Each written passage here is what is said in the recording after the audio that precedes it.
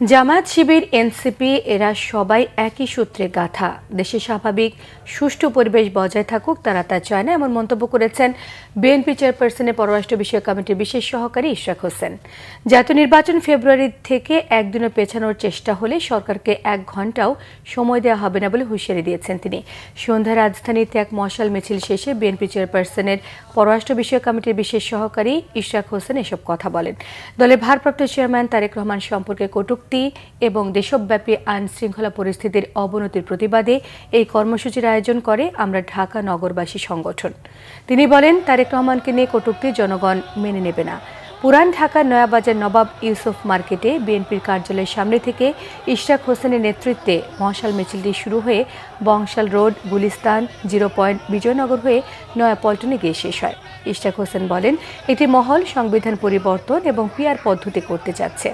এইসব মানুষ মানবে না বলেও তিনি হুঁশিয়ারি দিয়েছেন।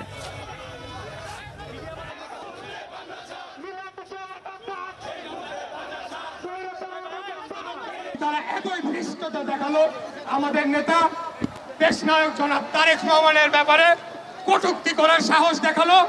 আমাদের আদর্শিক নেতা শহীদ রাষ্ট্রপতি জিয়াউর রহমানের ছবি সেটিকে যেভাবে অসম্মান করলো সেটি আসলে আমরা ভোলার মতো নয়।